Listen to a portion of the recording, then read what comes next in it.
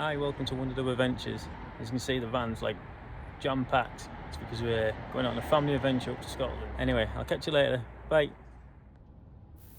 And we arrive in Scotland.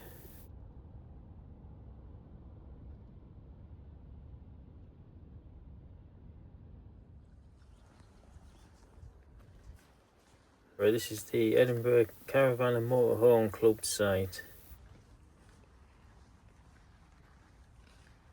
Let's start with the campsite tour. So as you come in, as always, there's the bins and the recycling, and they have these bike storage units. They do state that they have a bike theft problem in the area, and it's just their way of helping to deal with the problem.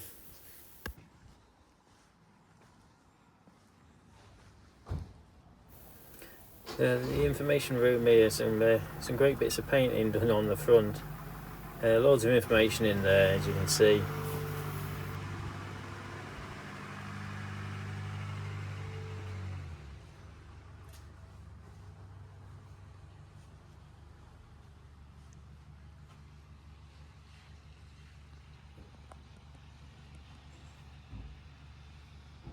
Reception here, staff were really nice, really helpful. Automated barrier system here. As you drove up, it read your number plate, and the little screen at the side there welcomed you to the site.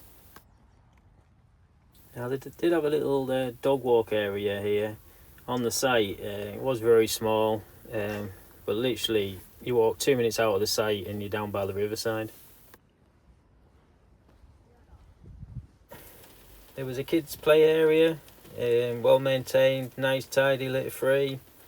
Nice spot for the kids.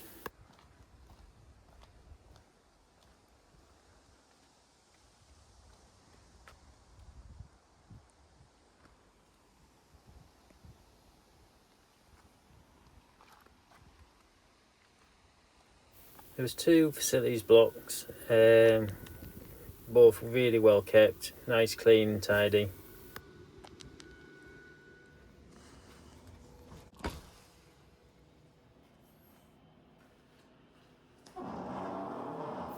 That was the door, not me.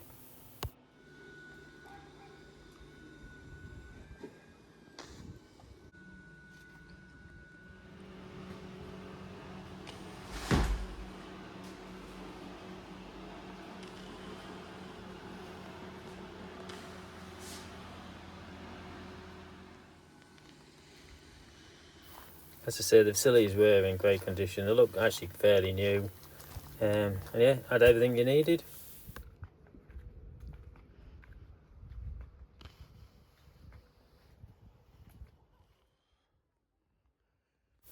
Both the ladies and the gents' toilets and showers had 2 entrances, and they were on a code system. So you had to enter the codes, only people on the site could actually use them.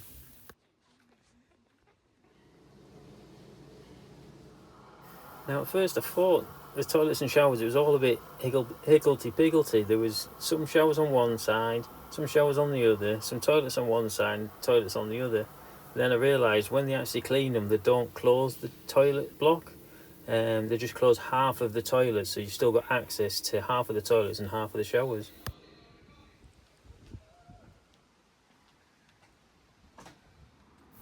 As you can see, most of the pitches were big, flat and hard standing. There was a few grass ones, and there was an array of serviced ones. Some were just lecky. We paid £55 a night, which was for hard standing and awning with electric, and that was the members rate. In total there's 156 pitches, 142 of them they're hard standing. Opposite the entrance there's this mansion. It's the Muir House mansion. It's a Gothic Tudor mansion which was built in 1830. Just wanted to mention, it looked really nice. Saturday morning means parkrun for us, and we headed down to the Edinburgh parkrun. Now normal parkrun in England starts at 9 o'clock, whereas Scotland starts at 9:30, so it was a bit of a change for us. From the campsite it's about 1.25 miles walk down to the start.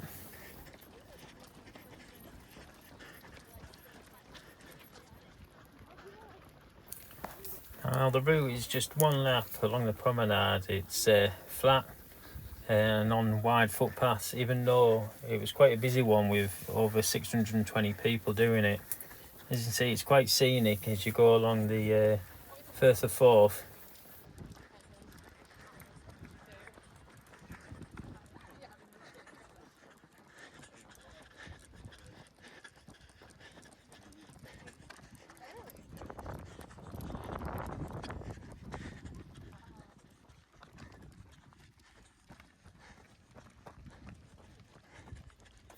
No, that's not a train going past. That's my breathing. That's how unfit I am at the moment.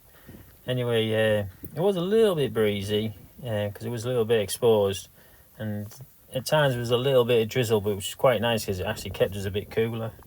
But the rest of the time, absolutely perfect conditions.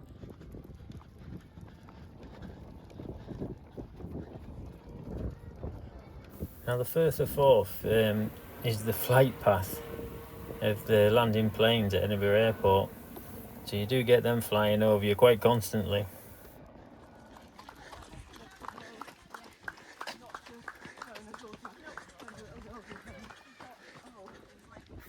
Now nearly at the finish here, and give the dog a bit of a G up, not that he really needs it.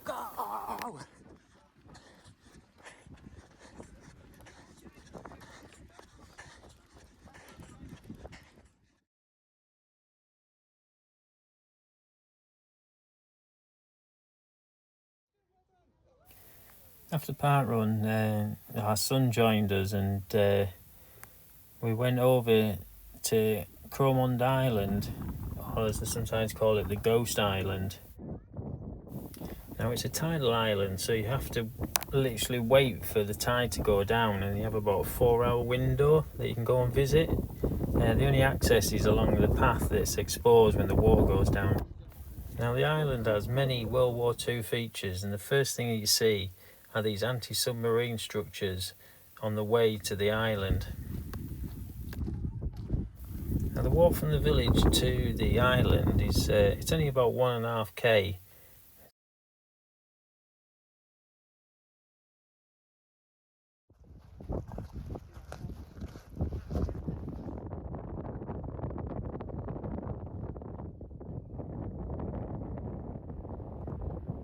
Now it's not a big island, it's only about 1/3 of a mile long, it's about 1/2 km, and it only covers about 19 acres. But there is different areas to explore, and you get some great views.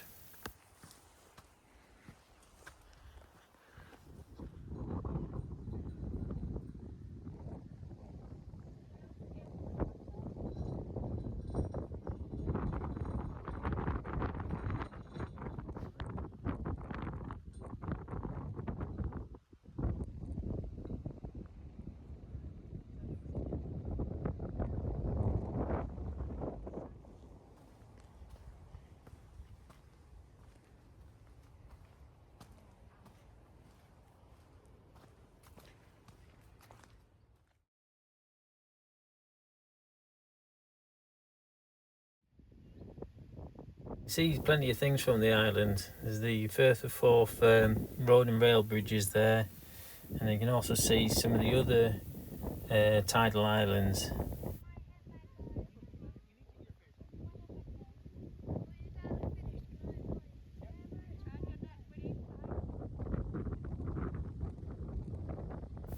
Although the island was mainly used for the military, there were some signs of when it was used for farming as well.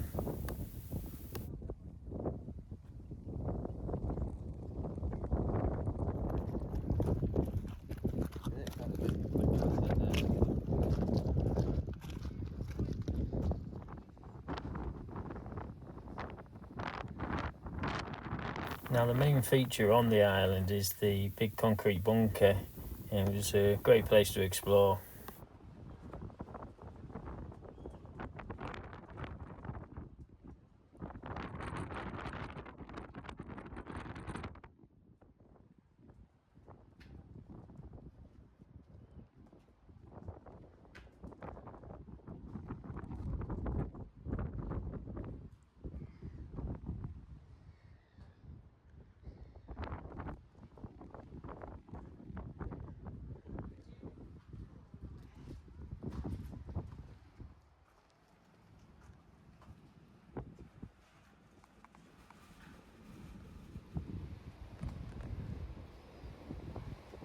Obviously during the Second World War this would have been used for observations and early warnings of approaching planes, ships, submarines.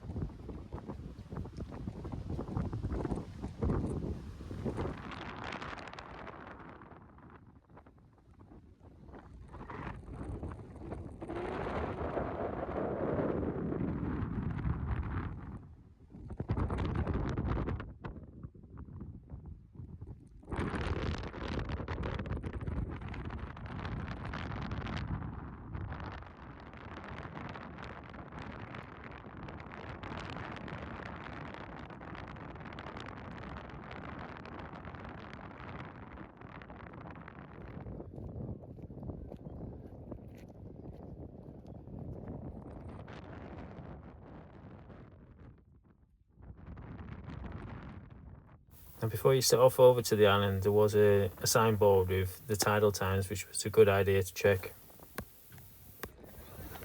Now on the evening, myself, the wife and the dog decided to go for a walk the other way along the promenade, and we came across the pit.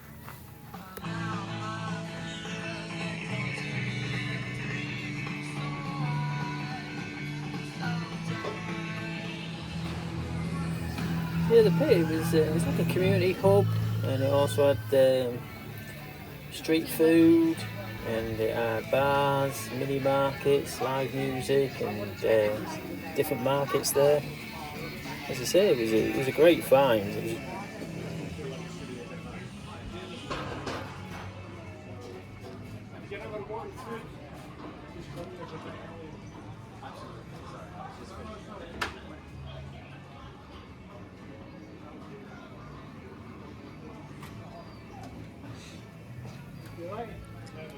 Yeah, good. Yeah, that's good.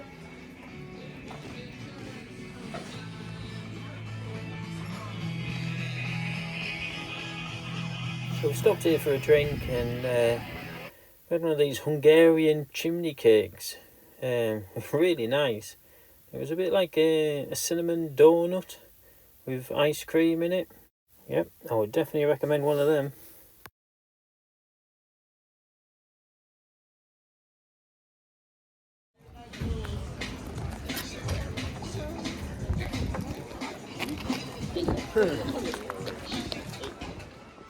We've even got a lovely sunset to walk back to the van with.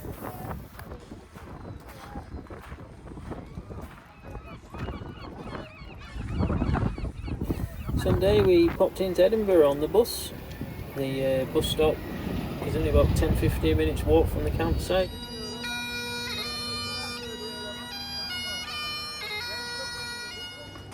And then it's only about a 30-minute journey into the centre of Edinburgh. So my wife and son are both Harry Potter fans, and they wanted to do a few Harry Potter related things in Edinburgh. Shock horror, I've never actually watched a film or read a book of Harry Potter. This is Victoria Street, so this is the inspiration for Diagon Alley. I don't know.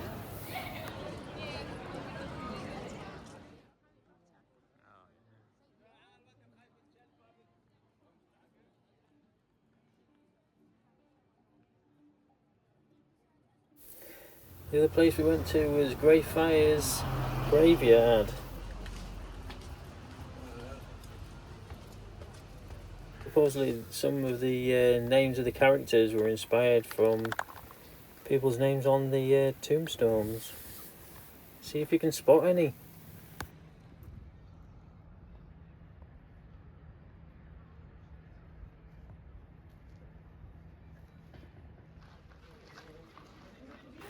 So no ghosts in the graveyard and no ghosts on the island. Ah well, there's always next time. My son decided where we were going to have lunch, and we went to the City Cafe, which is like a retro American diner. Real good choice. Food was really nice, place was lovely. I even had a haggis burger.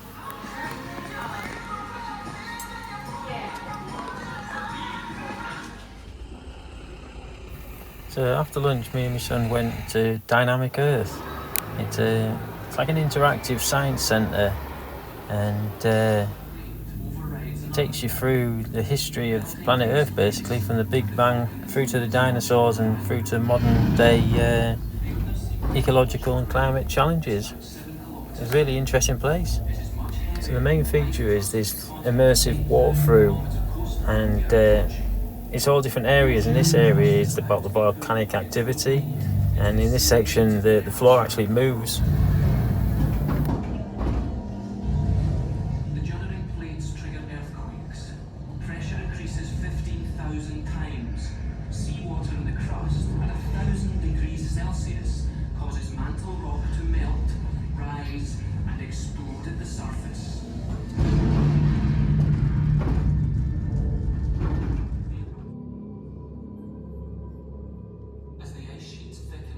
I forgot to say, it's about £23 for adults and £15 for kids to enter.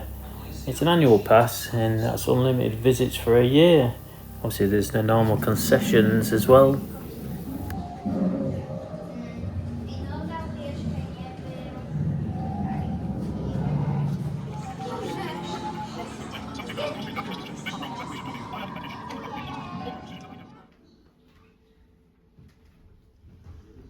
Much to discover about the extraordinary worlds we call the polar regions, and still much that they can tell us.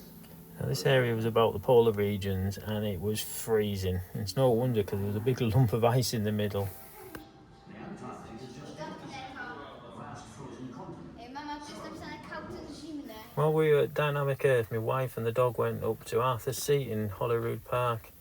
You can see some great views from the top.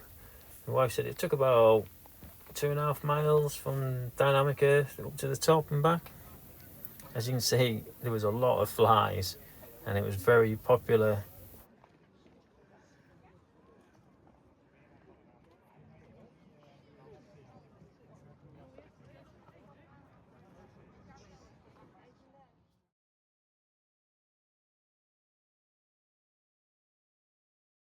While we were waiting for the bus to take us back to the campsite area, I admired all these Edinburgh Fringe posters that were up for next week.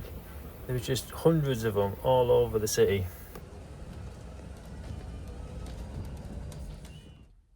So that was our trip to Edinburgh. Really interesting, great fun, did lots of different things, really enjoyed it. So next we're going to Loch Ness to hunt for a monster. So hopefully you liked this video. If you did, give it a like, and I'll see you on the next one. See you later, bye.